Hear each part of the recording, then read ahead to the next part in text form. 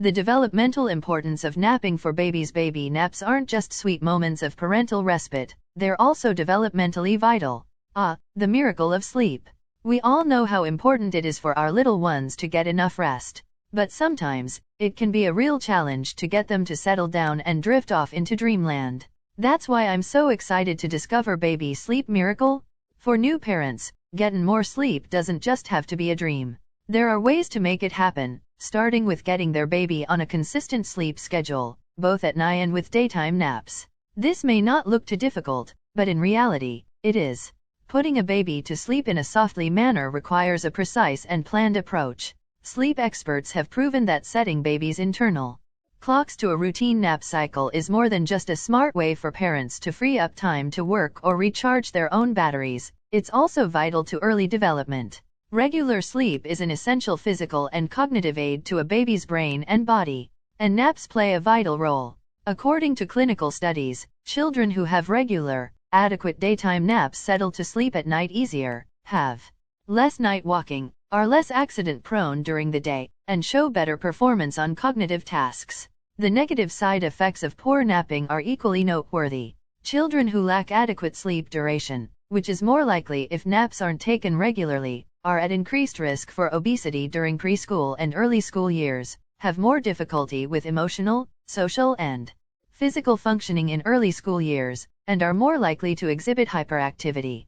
For babies to truly reap the many benefits of sleep, nature alone isn't enough.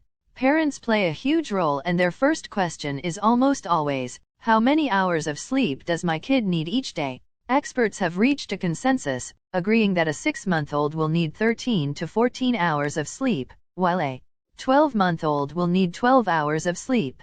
That amount remains pretty consistent until age 4, when kids usually stop napping. Then it drops down to about 11 hours of sleep. Of course, that's really helpful to know out of the gate, but still not super helpful for establishing consistent nap schedules.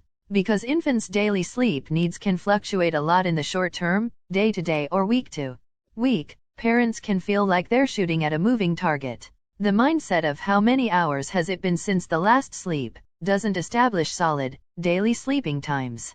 That's best achieved through active parental involvement and intervention.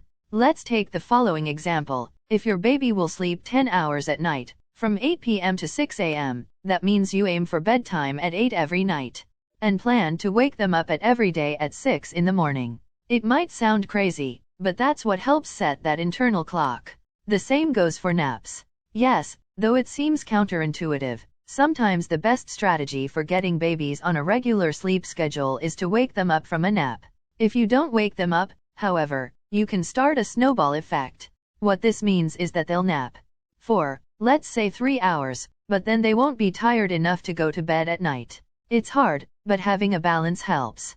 That's why some babies hit all the right numbers in terms of daily totals but still struggle to sleep through the night. They're just not tired enough. Instead of letting them sleep as long as possible during the day, the more effective approach is to make sure they get a few consolidated hours of good sleep. Simply put, naps are a matter of quality over quantity. An hour or two goes a long way. So does a strong routine.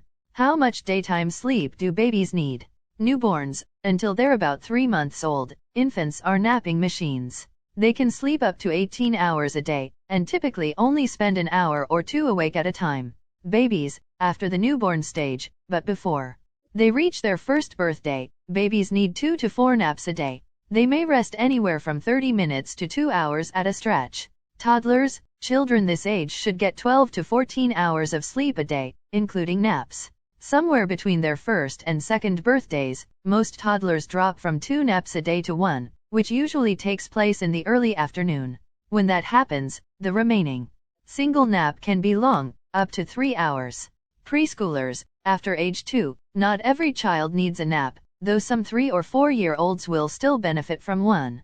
Preschoolers need 11 to 13 hours of sleep a day, but it's more important for them to get a solid night's rest than it is for them to nap.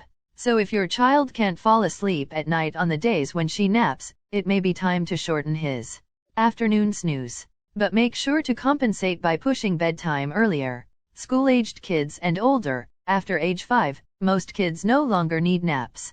but a midday rest can work wonders for kids and teens who are dragging. Try to keep them short, about 30 minutes, and make sure they wake up by late afternoon. That way, the nap won't mess with their bedtime. Baby Sleep Miracle is an amazing online resource that provides parents with the tools and strategies they need to help their baby get a good night's sleep.